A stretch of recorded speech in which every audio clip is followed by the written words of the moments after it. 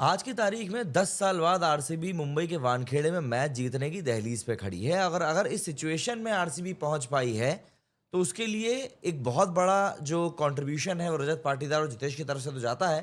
But Virat Kohli की innings को भी यहाँ पर आप इग्नोर नहीं कर सकते।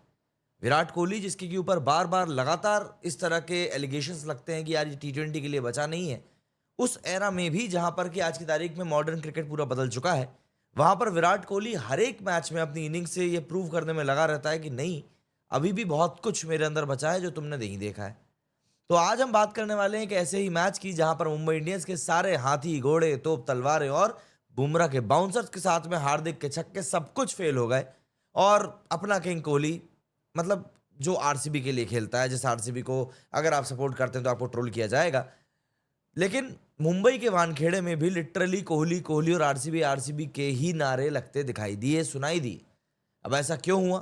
भाई आप कोई भी, मतलब कोई थोड़ा बहुत भी क्रिकेट का जानकार होगा तो वो ये बता सकता है कि अगर वानखेड़े में लोग आरसीबी आरसीबी चिल्ला रहे हैं तो उसका एक सिंपल सा मतलब बस यही है कि जो चीजें हैं वो कहीं ना कहीं विराट कोहली के चक्कर में ही इतनी ज्यादा एस्केलेट हो चुकी हैं कि अब वानखेड़े जैसे ग्राउंड में जहां पर कि मुंबई के अलावा किसी और को सपोर्ट नहीं मिलता था, वहां पर भी अब आरसीबी जैसी टीम को सपोर्ट मिल रहा है। लेकिन मुंबई का वानखेड़े लिटरली आज जब कोहली कोहली से गूंज रहा था तो वो एक अलग ही सिनेरियो बता रहा था कि भाई यहाँ पर क्या कुछ हो सकता है।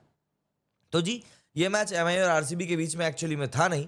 ये मैच था किंग वर्सेस किंग, मतलब विराट वर्सेस बुमराह के बीच में। और मुंबई का पूरा स्क्वाड एक तरफ खड़ा रह गया तालियां बजाते हुए कि चलो थोड़ी चाय ही बना लो, क्योंकि ये मैच जो है एक तरीके से दूसरे किंग मतलब कि किंग कोहली के नाम हो गया है। बुमराह और कोहली के इस फेस ऑफ का इंतजार काफी लोग कर रहे थे, क्योंकि आज की तारीख में बुमराह अपने आर्सेनल में जो बॉलिंग के वेरिएशंस रखते हैं, उतने वेरिएशंस दुनिया में किसी बॉलर के पास में नहीं है।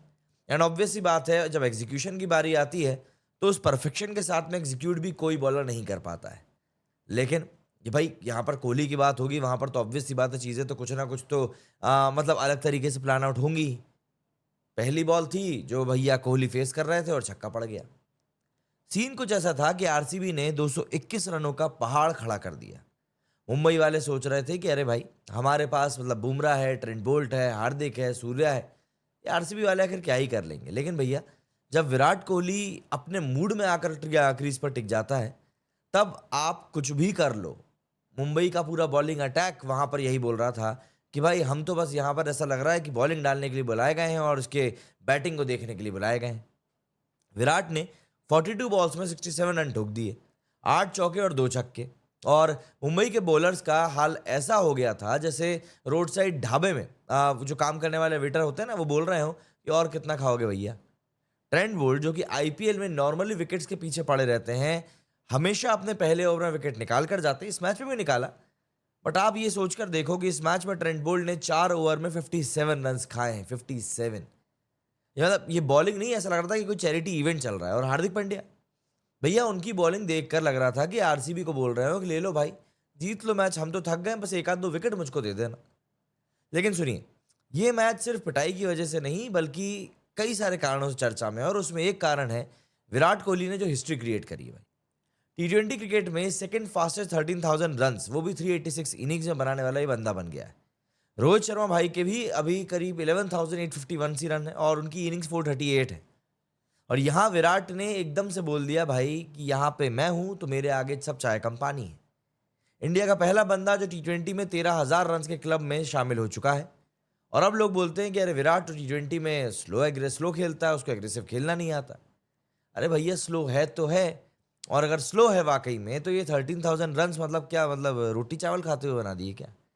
क्रिस गेल जैसे लेजेंड के साथ कंपैरिजन में गेल ने 5 इनिंग्स कम में ये काम किया था। लेकिन गेल तो टी20 का बाप है, यूनिवर्सल बॉस है, और विराट उसके साथ साथ शोल्डर टू शोल्डर खड़ा हुआ है।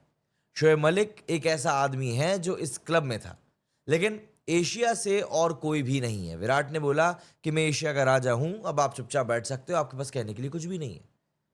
अब मुंबई के हाल की बात करें तो देखिए, बुमराह भाई ने वापस आते हुए दूसरी बॉल पर ही विकेट निकाल दिए। 4 ओवर में कुछ 29 रन दिए, 2 विकेट निकाल लिए। लेकिन बाकी बॉलर्स देखिए, उनकी बहुत बुरी तरह धुलाई हुई है। 165 रन बाकी के बॉलर्स ने जिस तरीके से खाए हैं वो बताता है कि भाई क्या हुआ है। मतलब ये कोई बॉलिंग अटैक नहीं था जो हम मुंबई से एक्सपेक्ट करते हैं। ये एक्चुअली में विराट के लिए, रजत पाटीदार के लिए, जितेश के लिए एक पंचिंग बैग की तरह था। वानखेड़े में रोहित शर्मा का घर है, सूर्य कुमार यादव का फोर्ट है, हार्दिक का किला है, लेकिन जब विराट यहाँ पर आता है तो क्राउड सीधे यही बोलता है कि यार रोहित कौन है, हार्दिक कौन है, ये तो कोहली का राज है यहाँ पर। रोहित भाई 9 बॉल खेल के यश दयाल के हाथों क्लीन बोल्ड होगा। एक इन स्विंगिंग बॉल आई और बंदे ने बोला कि लेफ्ट आर्म पेसर को तो मैं वैसे भी नहीं खेल पाता, तो मैं जा रहा हूँ। और विराट ने एक तरफ से मुंबई के सपने पूरी तरीके से चूर चूर कर दिए।